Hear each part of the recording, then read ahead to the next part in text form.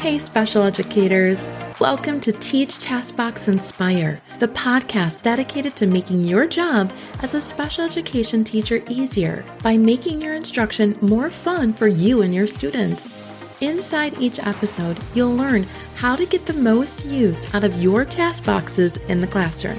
I'm your host, Lisa Holiday from Chalkboard Superhero, a veteran special education teacher passionate about empowering you with purposeful teaching strategies, helpful tips and tricks, and other classroom management tools that will help you thrive in your role.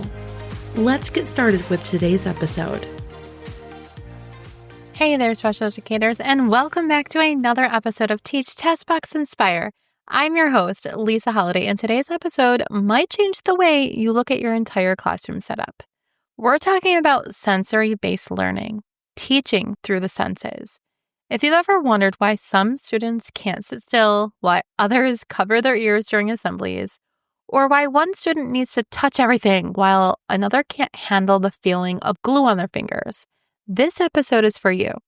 Today, I want to talk about how to integrate sensory needs right into academic instruction, how to use the sensory pyramid as the foundation for learning, and understand the difference between sensory seekers and sensory avoiders, because that's a game changer in how you respond.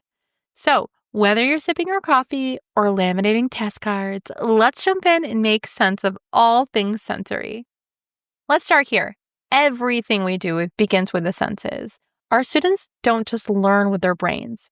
They learn through their bodies. Every smell, sound, touch, and movement sends information to the brain that helps it process, regulate, and focus.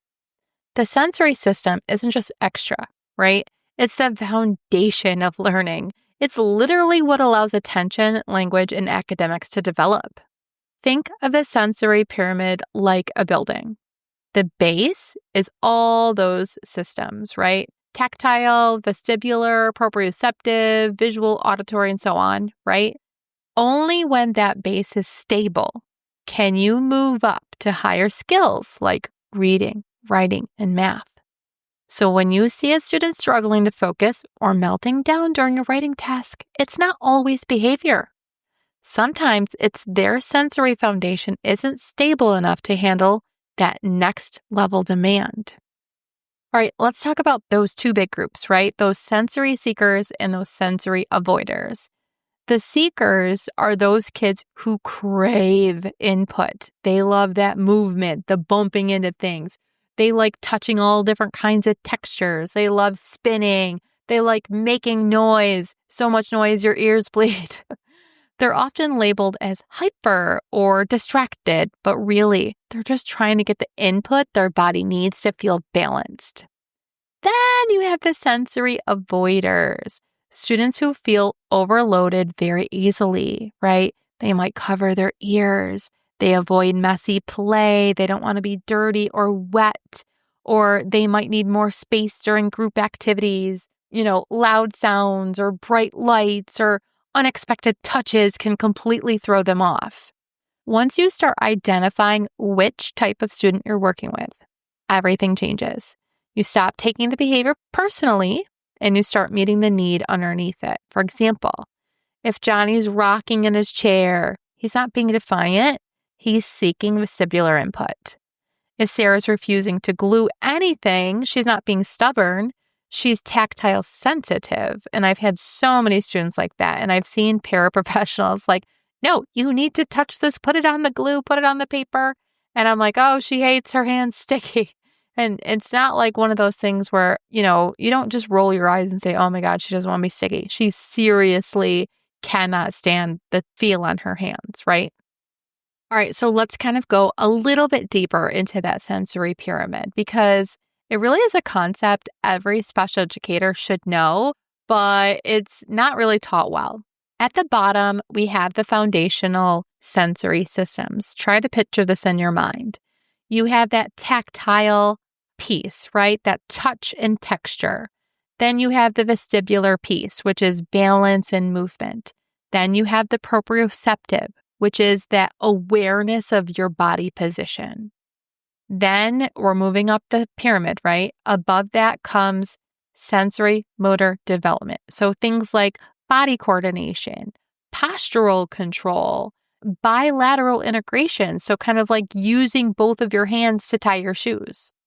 Then you want to move up that pyramid a little bit more. You will get to perceptual motor skills. So that's kind of like your fine motor, your eye-hand coordination, your visual perception. And finally, at the very tippy top of that pyramid, that's where academic learning lives. So that reading, writing, math, comprehension, all those things we're trying to teach every day. So remember, if that foundation wobbles, everything above it is going to struggle. So when a student can't focus or avoids work or seems disorganized, ask yourself, could this be a sensory need that's impacting their learning? So now for the fun part. How do we teach through the senses? You don't need to overhaul your whole classroom or build a whole sensory gym or sensory room. You just need to kind of like weave sensory input naturally into learning. So I'm going to give you a few easy ways to start because I know that this can kind of sound a little bit overwhelming. But the first one is, and this is going to sound so simple, but movement breaks. Let students stand while reading sight words. Let them jump between math facts or toss a ball to answer comprehension questions. Or sometimes when you're working for 20 minutes, you stop and everybody takes a brain break, right? The next thing is tactile input. And this is where a lot of people kind of get away from the older that they get. But students who are sensory seekers or avoiders will still need this type of input. So using sandpaper letters or some textured manipulatives or even Velcro pieces for sorting tasks, that gives them that tactile input. It's another reason I love task boxes because they feel that Velcro pieces on there and that gives them that input. You also want to give them proprioceptive input. So adding pushing or pulling or carrying heavy items into the routines like moving chairs around or stacking bins or using resistance bands.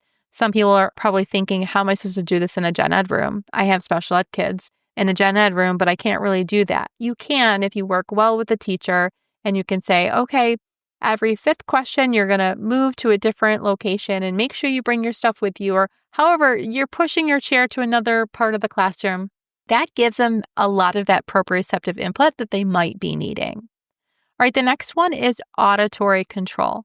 So you might offer headphones. This is the one I see used the most because kids will respond to it. A lot of times we don't know what to give them for the other types of inputs because they're rocking and they're like humming and you don't know what's wrong or what to give them. But the auditory control, often kids will put their hands up and we know automatically, oh, we should give him headphones, right? But another thing you could do is offer calm background noise. So I've seen a lot of teachers put on like some Bridgerton type of thing in the background, something soft and instrumental, or fidgets that make like a quiet rhythmic sound. Obviously, you can't do that if you're reading a novel or something that needs to be super silent. But if you have, group work going on and it can be loud, you can give them that kind of rhythmic fidget. One of my favorite tips is integrating sensory pathways into your classroom routine. So even a quick, okay, walk the line or stretch and breathe before transitions kind of helps reset the brain for learning. And I know that sounded like a ton of things, but even just taking one of those ideas and adding it to tomorrow's routine will help. All right, let me share a few kind of real life examples of sensory-based learning in action. All right, so maybe during math, one of my students used counting manipulatives while standing on a balance disc.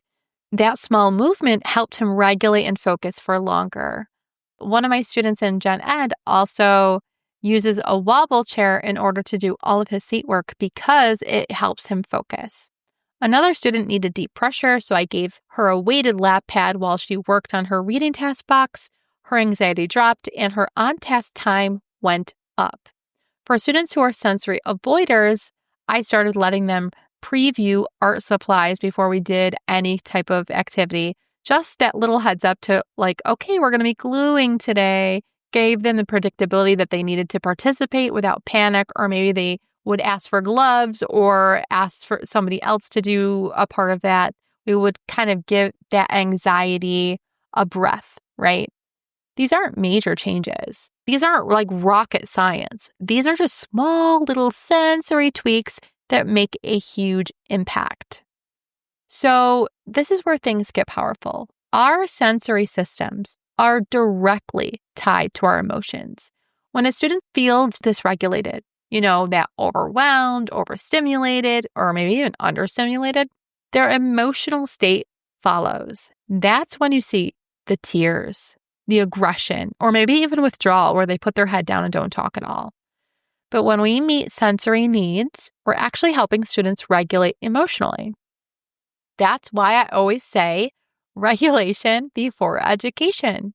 A calm body is a learning body. When we teach through the senses, we're not just helping students stay calm, we're giving them the tools to understand and manage their own needs over time. So let's kind of bring this full circle. Sensory-based learning, it's not just a strategy. It's the foundation for everything else we do. When we build sensory into academics, we're teaching smarter, not harder. So here's kind of your reflection for the week. I want you to think about like one student who you think struggling with focus or behavior. I know as soon as I said that sentence, you had that student already in your brain. Ask yourself, could this be sensory? And if it is, what small tweak could you make to make learning feel easier for them? Maybe it's letting them stand. Maybe we're giving them a fidget. Maybe we're adding movement. Or maybe we're simply lowering classroom noise. Those little things add up. And they transform your classroom into a space where all students can learn through their senses, not in spite of them. All right, I really do want to give you homework today where you're picking one sensory strategy that we talked about and you try it for tomorrow. And again, you don't have to take all of these ideas. Just take one and go with it. Once you put that one thing that you want to take and put it into practice every single day, it becomes habit. Then you can add the other things. That's all I have for you guys this time. Until next time, guys. Bye-bye. Thanks for tuning in to this episode of Teach, TaskBox, Inspire. I hope you've gained some tips and motivation to fuel your week ahead. If you're ready to explore more strategies for empowering your students as independent learners, be sure to dive into my free training at chalkboardsuperhero.com/training. And don't keep all this knowledge to yourself. Share this episode with your special education teacher friends who could use some motivation and inspiration. One more thing before you go. If you're finding this podcast helpful and want to show support, head to Apple Podcasts and leave your rating and review. Until next time, keep teaching, taskboxing, and inspiring.